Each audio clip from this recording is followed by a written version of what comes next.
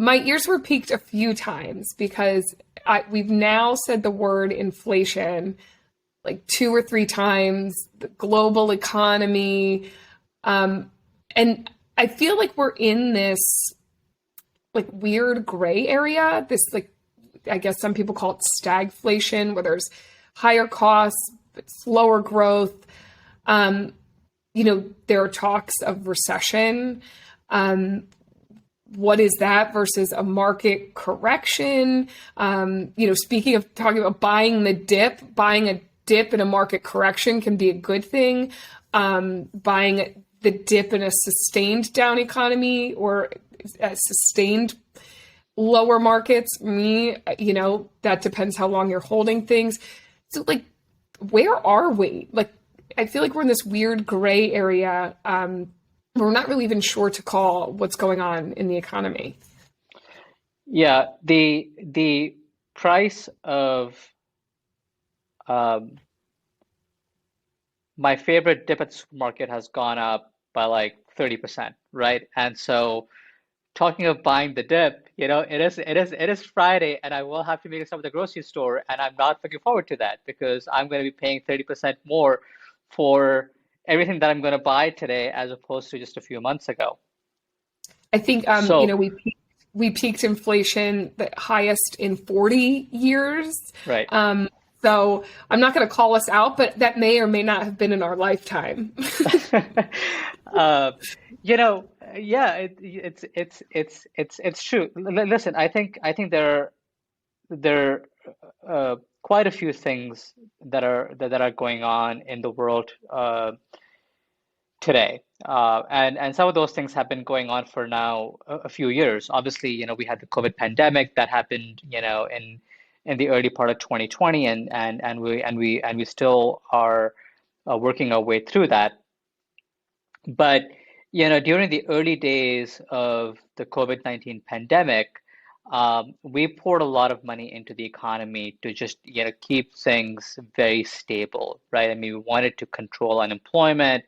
So we offered businesses the Paycheck Protection Program, and then the emergency loan program that was called EIDL, that was through FEMA.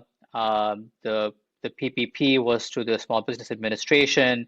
We also, for self-employed people who all of a sudden were out of work, we extended unemployment benefits, which is not uh, usually how that goes. Self-employed individuals typically are not eligible for unemployment, and then on top of that, we the uh, offered additional benefits. On top of that, there was obviously the various uh, stimulus checks that we offered as well.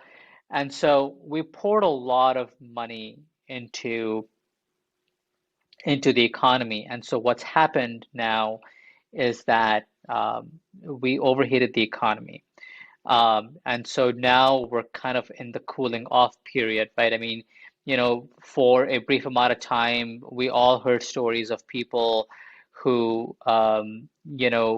were not interested in working because they were getting more money through the various programs. The unemployment checks in some instances were more than what they were making at their jobs. And so if you have this benefit, why would you want to go back to work?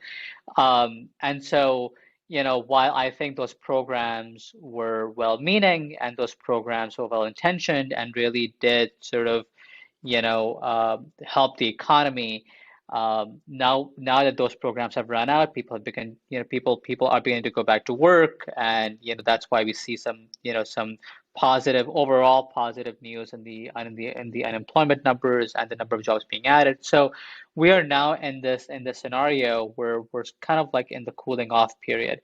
And if you look at the last sort of 12 months or so, the economy grew at about 5%, 5.5%.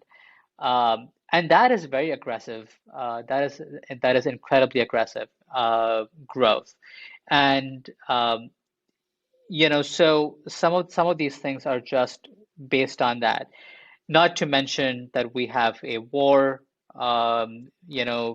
between Ukraine and Russia that is ongoing. We're still dealing with some ramifications of COVID-19 and some issues with that, and depending on where you are in the country, that may still be. We're heading into the summer vacation months where travel typically goes up. That's going to increase some gas prices, even if there was no war, gas prices would be on the rise in the summer months. There's just a lot going on. There's obviously some tariffs.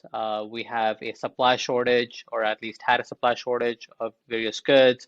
The tariffs that were announced during the Trump administration. So there's so many things that have happened, and there has been monkeypox in the news in the last few weeks. So there's so many things going on that all of those things taken into consideration is kind of what has led us to where we are with incredibly high inflation.